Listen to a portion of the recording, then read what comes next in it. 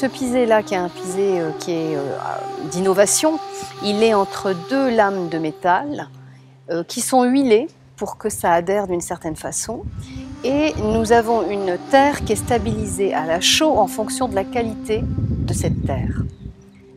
Ici, ce sont des terres argileuses, donc on rajoute de la chaux. On peut éventuellement rajouter d'autres ingrédients. Ici, la chaux suffit. Et traditionnellement d'ailleurs, on a découvert que ces murs étaient aussi stabilisés autrefois à la chaux.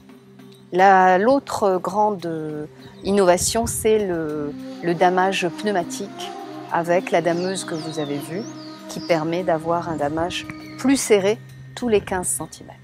Donc en fait, on industrialise et on mécanise une technique qui est quand même très artisanale. Voilà. كتدخل لداخل واخا تكون الحراره كتحس بالبروديه ماشي بحال السيمون كما كان الجو برا كتعطيك نفس الجو. هنا لا، يقدر مثلا تخرج تلقى 40 درجه برا، تدخل تلقى 25 20. هادشي اللي كاين.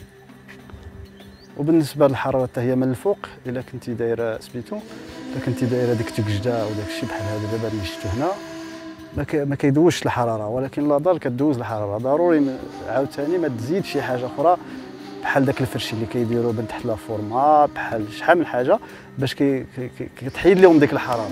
ولكن هادشي ديال التقليدي بلا ما دير داكشي، كدير تيجده، كدير حتى اللخت من الفوق، كدير شي حاجه تقليديه هي كتحبس الشمس. سبحان الله.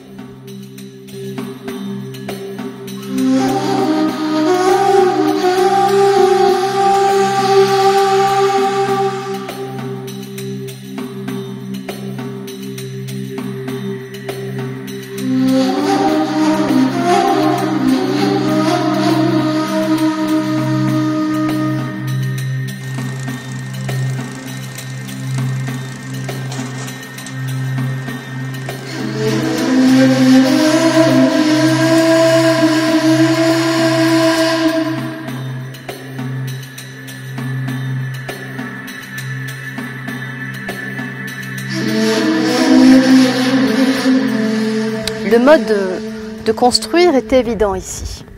On a découpé le rocher, on a prélevé la matière telle qu'elle, on en a fait les murs. Donc en fait, on dégage le sol, on le laisse tel quel sur cette ardoise absolument magnifique. On monte les murs, on recouvre et on a comme ça, d'emblée, une architecture légèrement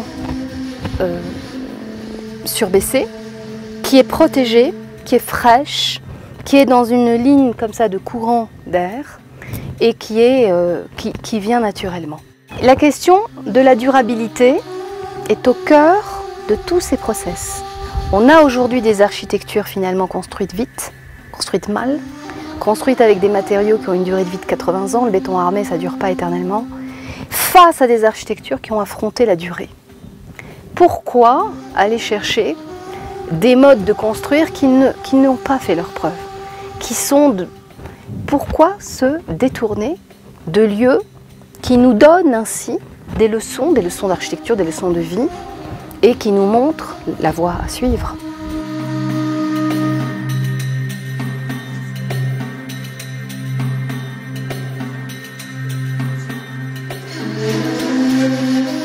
On voit tout ce qu'on peut faire.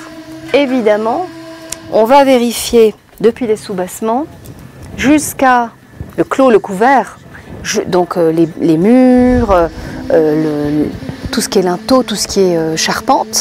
Et puis ici on a des termites dans toute la région, donc il faut être extrêmement vigilant.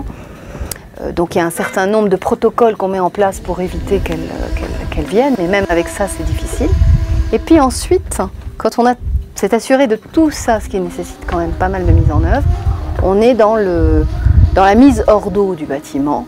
Et là, on fignole tout ce qui est terrasse, etc.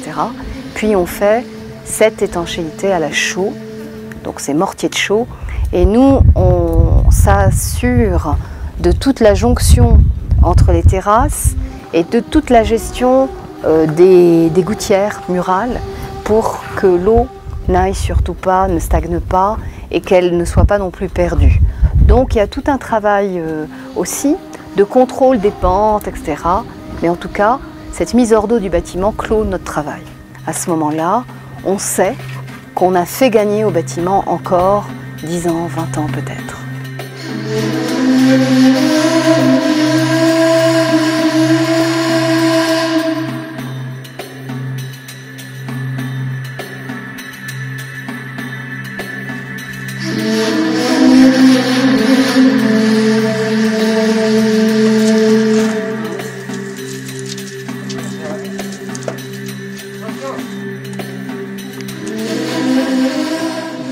On a une maternité qui doit gérer à la fois les visites des parents dans notre société et à la fois le repos de ces dames.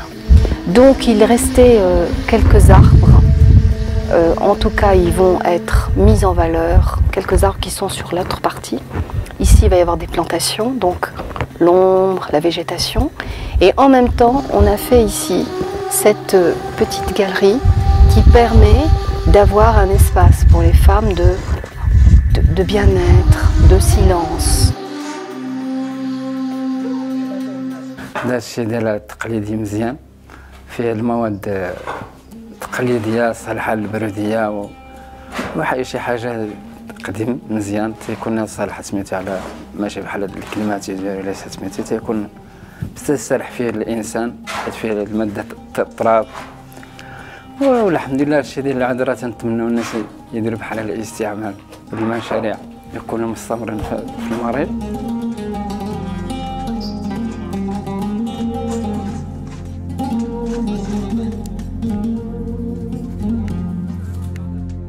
Donc je pense qu'on peut, avec des petits dispositifs, nous avons des lanterneaux qui vont permettre de créer cette ventilation et qui seront fermés pendant la période froide.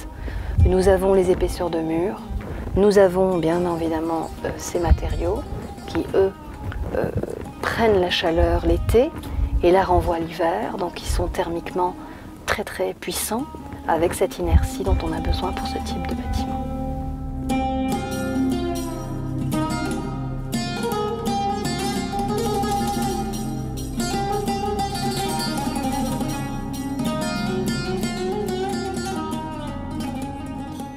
La galerie bioclimatique, elle va se positionner sur la façade sud et elle va servir de double pot parce que la façade sud est la plus exposée et que comme on ne voulait pas que nos parois soient exposées au rayonnement intense, on a mis cette peau qui va être en bois sur une structure métallique et qui va être ventilée parce qu'on met un système d'ouverture qui assure cette ventilation constante.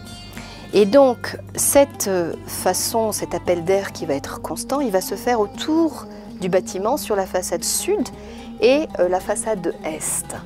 Ce qui fait qu'en fait, il y aura ces appels d'air, cette ventilation, et on n'aura pas l'objet qui sera exposé à la chaleur. Donc les fenêtres, elles sont aussi traitées de la sorte, c'est-à-dire qu'elles sont en biseau, et donc elles sont en ouverture grande sur l'intérieur et plus fermée sur l'extérieur.